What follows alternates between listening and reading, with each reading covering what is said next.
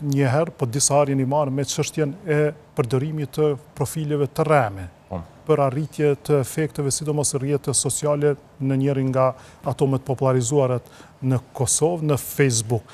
Vazhdon kjo si dukuri dhe zakonisht me që ndonjëherë po kemi fushata elektorale shpeshta, më së tepër shihet ndikimi gjatë fushatave elektorale. Po, në fakt, me qenë se e përmendë fushatën elektorale, në fushata elektorale aktivizohen profile të rreme nga gjitha partitë politike, këto do të me theksu, mirë po tek partia në pushtet tek televizjave të vendosja, ajo që është dalluese në këtë kontekst, është që janë aktive 24 orë, do më thonë është tamam full job kështu punë. Janë më të organizuar se të tjerë. Janë më të organizuar dhe nuk, po flas pastaj për këtë pjesë, ato që po du me thonë në fillim është se kur kemi fillu me u marrë me këto profilet e rreme që gjenerojnë përmbajtje të rreme në rrjete sociale dhe që kanë ndikim të jashtëzakonshëm në Kosovë, fillimisht ka buru si shqetësim kështu personal, duke i po të dalë ato në Facebook, gënjeshtra tu gjeneru shumë lojka, shumë shikime.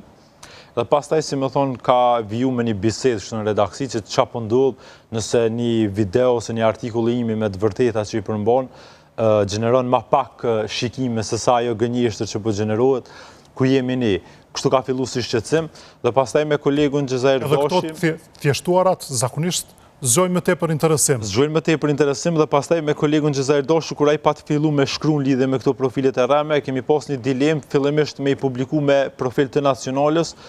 Pastaj unë i kam thonë, thash Gjezair, është mirë ti me i publiku me emër tënd artikujt, ndërkohë unë me dal me video, si me thonë me përçu një mesazh të qytetarët e njerëzit që nëse ka profile fake dhe nëse ka anonimitet në qëtë situatë, na do të me dojnë ti me emër, unë do na me dojnë me figurë, me gjithë është shumë e vështirë, kur ti del me emër... Se luftën po e bëni në terenin e barabartë, pra në pjesën digitale. Po, amo premisa pastaj është e pa barabartë, sepse ti je person fizik, me vend banim, me vend punës, me adres të punës, ndërkohë je përballë fake accountëve disa njerëzve, që ata njerëz sikur se ne, mirë po fshihen pas fake accountëve dhe betejë është e pabarabartë, sepse fake accounti nuk ka dinjitet, fake accounti nuk ka familje. S'ka skrupuj, s'ka norma morale. Dhe pastaj i pabarabartë. Mirë po mesazhin që kemi dashur me dërgu, është nëse, si më thonë, pretendon që e thu të vërtetën, dush me dal me figurë, me fytyrë, ose nëse bën artikuj të shkruam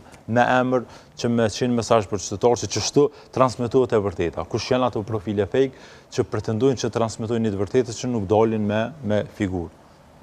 Zoti Kërkuri, a ka edhe studime edhe që flasin që ndoshta sot ka më tepër profile fake se sa profile reale të njerëzve?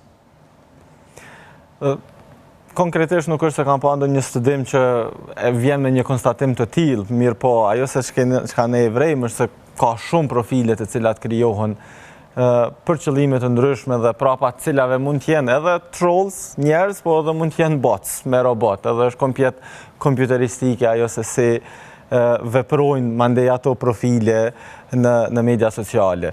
Çka ne e vrejmë edhe pse kjo rritet vazhdimisht është për shkak se e kemi efektin bandwagon. Pra është efekti kur ti e shet që po ka interesim të madh ose përfshirje të madhe në një postim të caktuar, bindja jote është që duhet jetë diçka e vërtetë aty, përderisa ka shumë komente, pëlqime. Çka ne kemi ndryshuar në aspekt të studimeve, kur flasim për efekt të medjave sociale dhe postimeve të tyre, është që tash kemi kaluar te shareness, te shpërndarja. Dhe po e marrim si element shpërndarjen që e tregon më së miri përfshirjen, mobilizimin që mund ta kenë qytetarët për një temë të caktuar dhe jo më likes e comments. Por edhe shpërndarja mund të jetë sërish e gjeneruar nga profile me qëllim të caktuar që mund të jenë treme. Mund të jetë. Se nëse është grupi organizuar, dikush e merr përsipër ta shkruaj përmbajtjen ose ta publikoj përmbajtjen të tjerët që ta shpërndajnë, se të filloj të lëvizë algoritmi, dikush të komentoj, dikush ta bëj like. Kur ne i shohim taktikat e mashtrimit, atëherë ato s'kan kufi dhe nuk ndalen te asnjëra prej tyre, dhe nuk ndalen as në përmbajtje. Tash me inteligjencë artificiale shumë çka është lehtësuar që të arrihet në manipulime të tilla dhe ajo se çka krejt ne mund të bëjmë është që të mësohemi që të analizojmë sa më shumë një përmbajtje duke filluar prej autorit se kush po e thot, edhe prej asaj që u përmend që ta dim Thimi të burimit. kush po e bën këtë postim edhe kush po e shkruan këtë postim dhe pastaj të analizohet tutje. Përndryshe jemi në një kohë kur me inteligjencë artificiale gjenerohet shumë çka, edhe është lehtë e manipulueshme, edhe krijimi i gjithçkaje që mund ta mashtrojë një qytetar i cili mund të mos jetë i vëmendshëm në atë se çka ekspozohet dhe çka është në media sociale. Në momentin që po flasim, ne dim se inteligjenca artificiale ka përparuar atë shumë sa edhe këtë emision që po e bëjmë ne sonte, mund ta bëj pra duke pretenduar se jemi ne dhe duke i thënë gjërat që ne si themi, por janë gjeneruara artificialisht. Si të bëhet ky dallim kur kemi arritur, kur kemi shkuar kaq larg? Besoj se krejt ky zhvillim i hapshëm teknologjik, njerëzimin e ka gjetë komplet të papërgatitur. Dhe nuk është shoqëria e Kosovës, nuk jemi ne, po është krejt bota që është në hall të madh kur vije fjala te detektimi i manipulimeve që bën me inteligjencë artificiale. Dhe tash deepfakes është live. Nuk është më që me herët është dashur të gjerohet, të montohet, të tjera dhe të editohet, por tash është live që e bëjnë dhe kur të flasim për mashtrime do të kemi shembuj se si me Zoom call bëhen mashtrime dhe personat ose kompanitë paguajnë shumë më të mëdha parash sepse mendojnë që po flasin me eprorin në Zoom. Ajo se çka ne duhet punojmë shumë është që të flasim shumë për to, të diskutojmë në mënyrë që të kalojmë përtej teknologjisë në analizën e përmbajtjes që ne e bëjmë. Pra, ne duhet shkojmë përtej teknologjisë sot. Përndryshe, te teknologjia është lehtë që një qytetar të mashtrohet. Është një element këtu se nuk kemi pse mveshëm me kaq shumë përgjegjësi, si me thonë qytetarin edhe me i kërku ati, pa tjetër me ditë nëse ky emision që po e xhirojmë, këtë që po e them unë, ose është gjeneruar me inteligjencë artificiale. Këtu përgjithësi ka edhe sistemi, ka edhe legjislacioni. Me zhvillimin e hapshëm teknologjik, vendet e Bashkimit Evropian edhe ato që i përcjellin zhvillimet teknologjike i harmonizojnë edhe legjislacionet.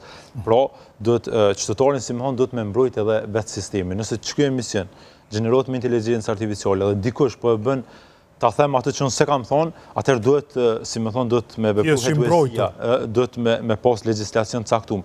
Sepse nëse janë ekziston legjislacioni për këtë. Po, ekziston deri diku, po duhet me u, si më thonë, në legjislacion të Kosovës ose të shumë vende, nuk ekziston. Është shpifje.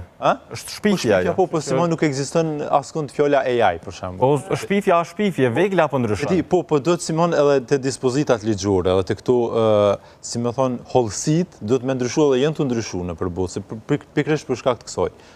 Pikërisht për shkak të zhvillimit të teknologjisë. A jemi të mbrojtur me legjislacion? Në Evropë ekziston faktikisht edhe EU AI Act, do të thonë akti për inteligjencë artificiale i Bashkimit Evropian, i cili ka pas me hyrë fuqi shumë më herët, mirë po për shkak se ai kufizon shumë kompani që të zhvillohen, sepse gjithçka duhet të zhvillohet në mënyrë të sigurt, është gjë e kundërt e cila është duke u zhvilluar në Shtetet e Bashkuara të Amerikës, edhe për shkak të mos penalizimit të kompanive evropiane ose të Bashkimit Evropian të operojnë edhe të jenë në hap me botën me atë se çka po zhvillojnë Shtetet e Bashkuara të Amerikës nuk është ende komplet në fuqi, për shkak se nëse hyn në fuqi edhe me mënyrën si janë duke zhvilluar Shtetet e Bashkuara të Amerikës veglat cilat përdorin inteligjencë artificiale, do të ishte në kundërshtim me këtë akt. Ata janë duke zhvilluar në një shpejtësi të jashtëzakonshme, edhe nëse i bllokojmë, atëherë do të bllokojë edhe zhvillimi i saj. Nuk është se nuk ka legjislacion, mirë po është problem global që të futet në fuqi, pasi që do të penalizonte shumë kompani, po gjithashtu edhe zhvillimin i cili ka kapacitet të ndodhë.